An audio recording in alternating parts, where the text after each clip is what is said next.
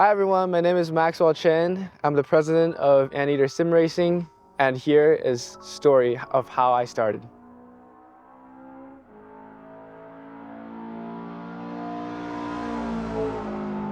How I started motor racing was actually, I didn't really watch any Formula One or DTM racing back in the day. My friend just took me to a local K1 speed, and I basically fell in love the first time I stepped into this seat of the kart. For me, the most memorable moments of racing in general was my first track day. Before I got to California, I always lived in the rainy weather of Washington, and there wasn't much racing or racetrack there to begin with. So after I moved here with my car, my friends in college just took me to the first track day of my life, and it felt amazing. I was so nervous, but after I got on the track, everything was clear. I knew exactly what to do, and I basically just went out there and had lots of fun. This is the beginning of my story of creating Anteater Sim Racing, and as well as my personal campaign into racing.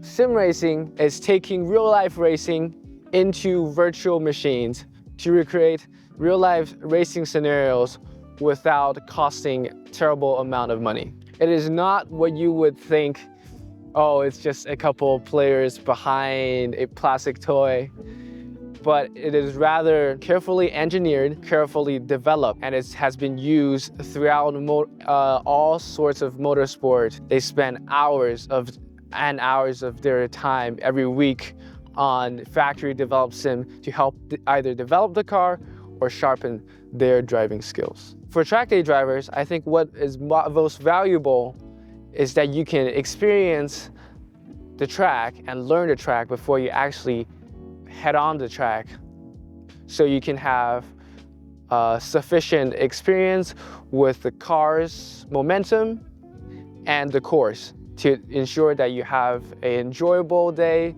without going off. Through ASR, I feel like I could lead and show many other people of what we're experiencing.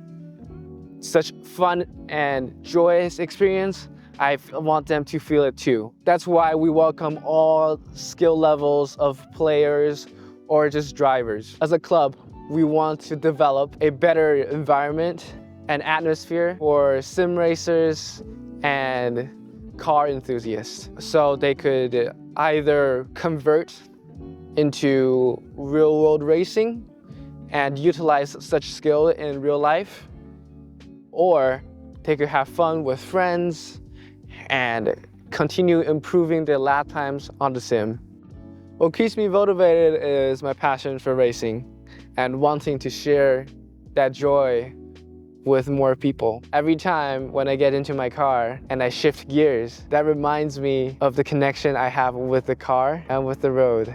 When I hear the roaring of the engine and every time the throttle blips when I downshift, I feel like that energizes me for the entire day. Driving and knowing how to drive is such a joy that many people don't realize. The connection that you build with a car, with the road, and with the nature elements is not something that you could feel just by sitting in a commuter car. That's why I'm a huge proponent of sim racing and real life racing. All the times we see teenagers doing street racing, and I feel like, yes, they do get the part that driving is fun, but I would encourage them to take it elsewhere, to take it to somewhere safe, to somewhere controlled, and be responsible for the public. If I were to summarize one thing that I learned in motorsports, or just going to track driving in general, is to be persistent, and that practice makes perfect.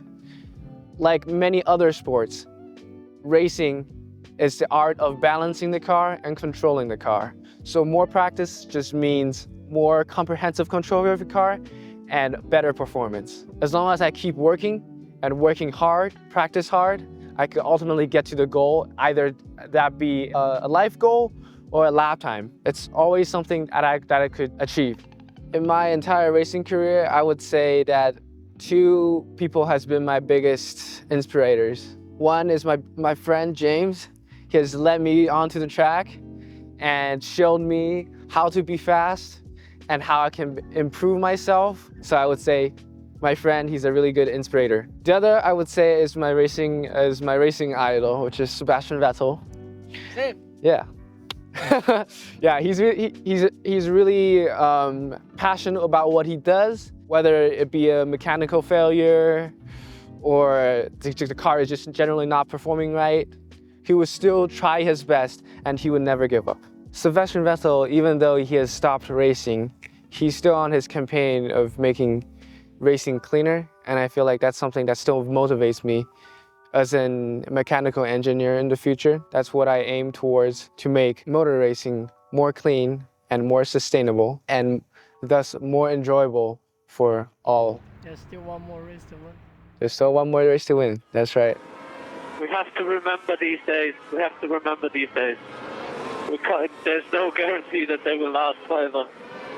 Enjoy them as long as they last.